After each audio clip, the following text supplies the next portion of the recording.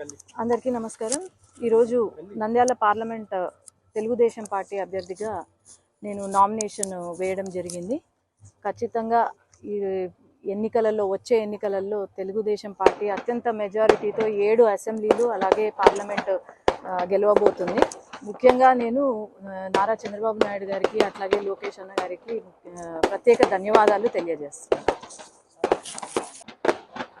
Parliament అభ్యర్థిగా nomination వేశారు. ఈరోజు ఇప్పటికే చాలా మటుకు వైఎస్ఆర్ పార్టీలో ఉన్నటువంటి వాళ్ళు మరి వేలాది మంది తెలుగుదేశం పార్టీలో చేరిపోయారు.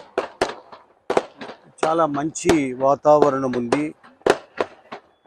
అది కాకుండా ఈ యొక్క ఎంపీ వైఎస్ఆర్ పార్టీ అభ్యర్థిగా పోచా బ్రహ్మానందరెడ్డి గారికి మరొకసారి రెండవసారి టికెట్ ఇవ్వడం చూస్తున్నాం.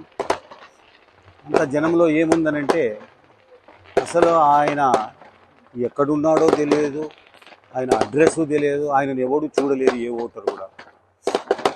ఈవెన్ ఆయన సొంత ఉయ్యాలవాడ మండలంలో కూడా ఎన్నో ప్రాబ్లమ్స్ ఉన్నాయి. సొంత ఊర్లో మరి ఉయ్యాలవాడ నరసింహారెడ్డి గారు చాలా పెద్ద హీరో ఆయన. అదే రకంగా మరి కలియుగ దానకర్ణుడైనటువంటి మరి బుడ్డ వెంగళరెడ్డి గారు, ఆయన ఇద్దరు ఆ ఊరి వాళ్ళే, మహానుభావులు. రాయలసీమలో పెద్ద మరి లీడర్స్ వాళ్ళిద్దరు కూడా. ఒక వైపున దానానికి, ఇంకొక వైపున బ్రిటిష్ వాళ్ళని గడగడలాడించారు. వాళ్ళ విగ్రహాలు కూడా పెట్టలేదు అక్కడ. ఒక పోలీస్ ఆఫీసరు విగ్రహాలు తయారు చేశాడు ప్రేమతో. అక్కడ 2 సెంట్ల భూమి ఇచ్చి అక్కడ విగ్రహ ప్రతిష్ట కూడా చేయలేదు వీళ్ళు, ఈ ఎంపీ గారు. అంటే ఈయనకు ఏం తెలుసు, చరిత్ర తెలియదు, లేకపోతే ఇంకోటి కాదు, ఇది చెయ్యాలన్నటువంటి తపన లేదు. ఆ 2 విగ్రహాలు పోయి కోయిల కుట్లలో పారేశారు. అవి అడంతా కాకులు, లేకపోతే ఇవి మన పావురాలు అన్ని రెట్టలు వేసి పాడైపోయి. ఒకసారి పోయి చూసి రండి.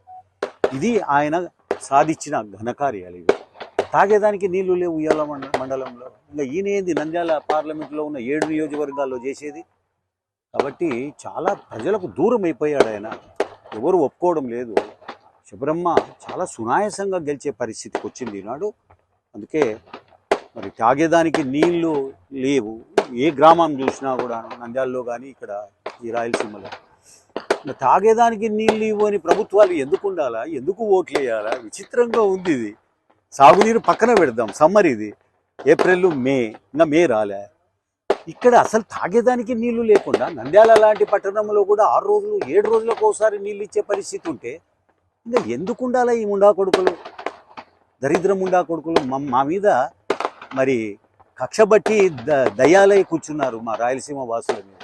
తాగేదానికి నీళ్లు లేవయ్యా. సిగ్గుపడాలా వీళ్ళంతా? ఎందుకు ఓట్లేయాలా? ఖచ్చితంగా శబరమ్మను గెలిపించుకుంటాం. ఈ పరిస్థితిని మరి తాగేదానికి నీటి కరువు ఏదైతే ఉందో దాన్నంతా కూడా సాధించుకుంటామని చెప్పి